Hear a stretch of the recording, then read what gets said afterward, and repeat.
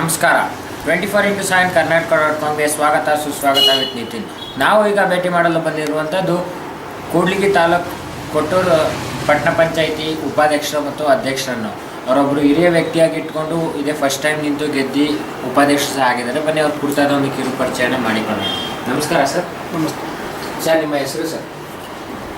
ಕೊಟ್ಟೂರು ಪಟ್ಟಣ ಪಂಚಾಯಿತಿ ಉಪಾಧ್ಯಕ್ಷರು ಎಸ್ ಗುರುಶಾಂತಪ್ಪ ಅಂತ ಹೇಳಿ.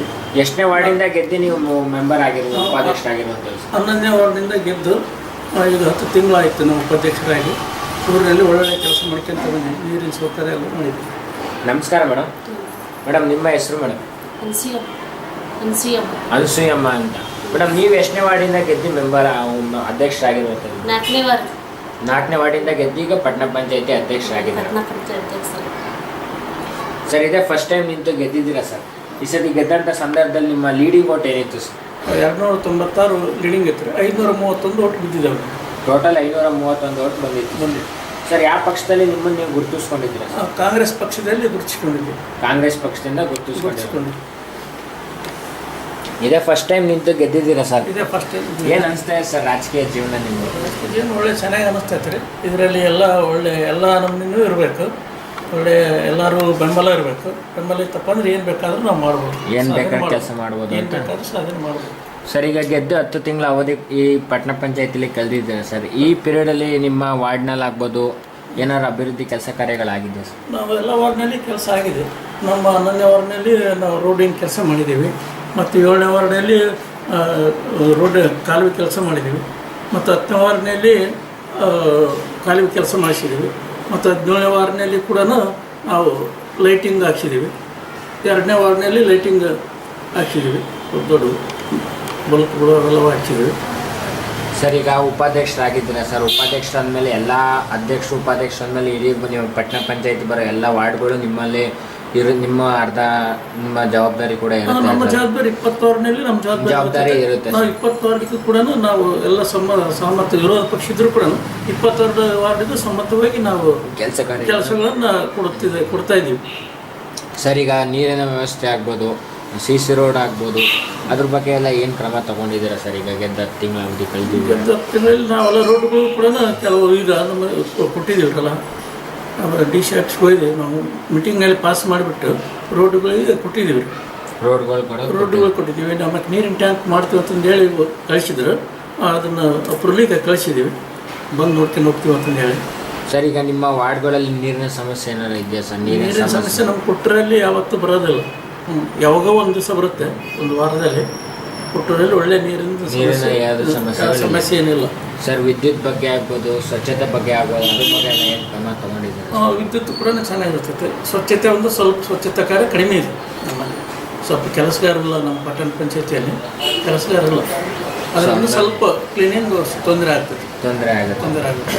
ಸರ್, ಇನ್ನೂ 4 ವರ್ಷ ಅವಧಿ ಇದೆ ಸರ್ ನಿಮಗೆ. ಇನ್ನೂ 4 ವರ್ಷ ಅವಧಿ ಇದೆ ಸರ್. ನಿಮ್ಮ ವಾರ್ಡಿನಲ್ಲಿ ಆಗ್ಬೋದು, ನಿಮ್ಮ ಕೊಟ್ಟೂರು ಪಟ್ಟಣ ಪಂಚಾಯತಿಲಿ ಆಗ್ಬೋದು, ಏನು ಹೆಚ್ಚಿನ ಅಭಿವೃದ್ಧಿ ಕೆಲಸ ಕಾರ್ಯಗಳನ್ನ ಮಾಡಬೇಕು ಅಂತ ಯೋಜನೆಗಳನ್ನ ಇಟ್ಟುಕೊಂಡಿದ್ದೀರಾ ಸರ್? ನಾವು ಕೊಟ್ಟೂರು ಅಭಿವೃದ್ಧಿಗೆ ಹೊಸದೊಂದು ಪಟ್ಟಣ ಪಂಚಾಯತಿ ಮಾಡಬೇಕಂತ ಅಂದ್ಕೊಂಡಿದ್ದೀವಿ. ಅದನ್ನು ಈಗಾಗಲೇ DC ಅವರಿಗೆ ಕಳಿಸಿದ್ದೀವಿ. ಅದು ಅಪ್ರೂವಲ್ ಆಗಿದೆ. ಈಗೇನು ಇಂಜಿನಿಯರ್ಸ್ ಬಂದು ಅದನ್ನು ಟೆಂಡರ್ ಹಾಕಿ ಕರೆದುಬಿಟ್ರೆ ನಮ್ಮ ಹರಪಳ್ಳಿ ರೋಡ್ನಲ್ಲಿ ಇದೆ ನಮ್ಮ ಪಟ್ಟಣ ಪಂಚಾಯತಿ 1.5 ಎಕರೆ. ಅದರಲ್ಲಿ ಹೊಸದು ಪಟ್ಟಣ ಪಂಚಾಯತಿ ಮಾಡಬೇಕು.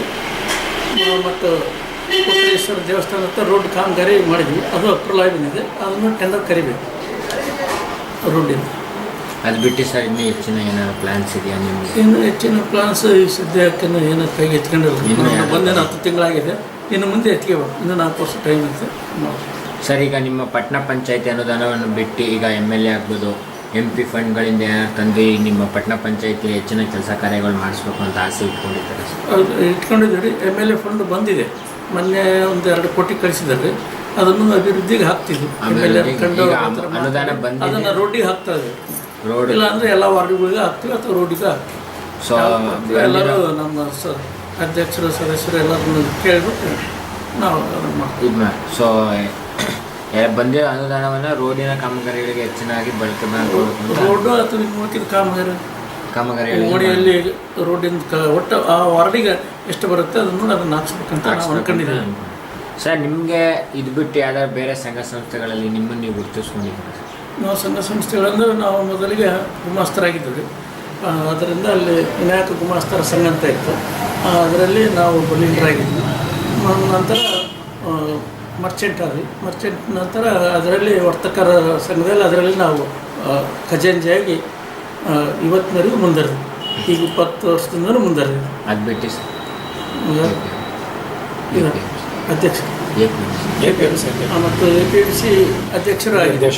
APMC ಡೈರೆಕ್ಟರ್ ಆಗಿದೆ. ಈಗ 2 ವರ್ಷದ 6 ತಿಂಗಳಾಯಿತು.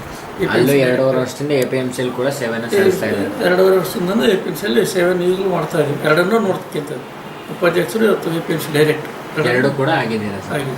ಸರ್, ಈಗ ನಿಮಗೆ ರಾಜಕೀಯಕ್ಕೆ ಬರೋಕ್ಕೆ ಗುರುಗಳು ಅಥವಾ ಸ್ಫೂರ್ತಿ ಬೆನ್ನೆಲುಬು ಅಂತ ಯಾರು ಇದ್ದಾರೆ? ಗುರುಗಳು ಬೆನ್ನೆಲುಬು ಅಂದರೆ ನಮಗೆ ಆತ್ಮೀಯ ಸ್ನೇಹಿತರು ಚಾಪಿ ಚಂದ್ರಪ್ಪರ ಇದ್ದಾರೆ.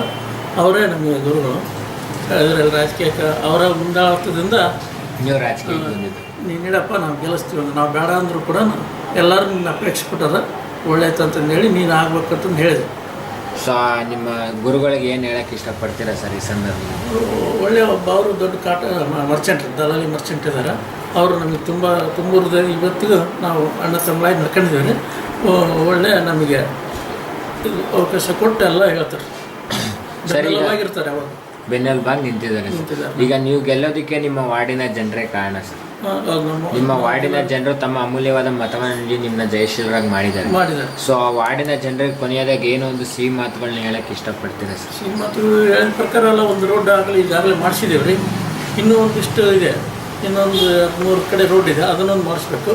ಒಂದು ನಮ್ಮ ರಾಮಲಿಂಗೇಶ್ವರ ದೇವಸ್ಥಾನಕ್ಕೆ ಅಲ್ಲಿ ಒಂದು ಬೋರ್ ಹಾಕ್ಸ್ತೀವಿ. ಅದಕ್ಕೆ ಅಲ್ಲಿ ಕಳಿಸಿದ್ದೀವಿ. ಅಲ್ಲೊಂದು ಬೋರ್ ಹಾಕಿಬಿಟ್ಟು ನೀರಿನ ಸೌಕರ್ಯ ಎಲ್ಲ ನಾವು ಮಾಡಿ ಅನುಕೂಲಕ್ಕೆ ಮಾಡಿಕೊಡ್ಬೇಕು ಅಂತ ಅಂದ್ಕೊಂಡಿದ್ದೀವಿ. ನೋಡಿದ್ರಲ್ಲ, ಒಬ್ರು ಹಿರಿಯ ವ್ಯಕ್ತಿಯಾಗಿ ಇಟ್ಕೊಂಡು ಇದೇ ಫಸ್ಟ್ ಟೈಮ್ ನಿಂತು ಗೆದ್ದು ಪಟ್ಟಣ ಪಂಚಾಯತಿ ಉಪಾಧ್ಯಕ್ಷರು ಸಹ ಆಗಿ ಹೆಚ್ಚಿನ ಆದ್ಯತೆಗಳನ್ನ ರೋಡಿನ ನೀರಿನ ವ್ಯವಸ್ಥೆಗಳಿಗೆ ಹೊಸ ಪಟ್ಟಣ ಪಂಚಾಯತಿ ಆಫೀಸ್ ಕೂಡ ಮಾಡಬೇಕು ಅಂತ ಯೋಜನೆ ಕೂಡ ಹಾಕೊಂಡಿದ್ದಾರೆ. ಸೊ ಇದು ಮುಂದೆ ಮಾಡುವ ಎಲ್ಲ ಕೆಲಸ ಕಾರ್ಯಗಳು ಸುಗಮವಾಗಿ ಸಾಗಲಿ, ರಾಜಕೀಯ ಜೀವನಕ್ಕೆ ಶುಭ ಆಗಲಿ ಅಂತ ಹಾರೈಸ್ತಾ ಇಷ್ಟು ಹೊತ್ತು ಜೊತೆ ತಮ್ಮ ಸಮಯವನ್ನು ಹಂಚಿಕೊಂಡಿದ್ದಕ್ಕಾಗಿ ತುಂಬ ಧನ್ಯವಾದ.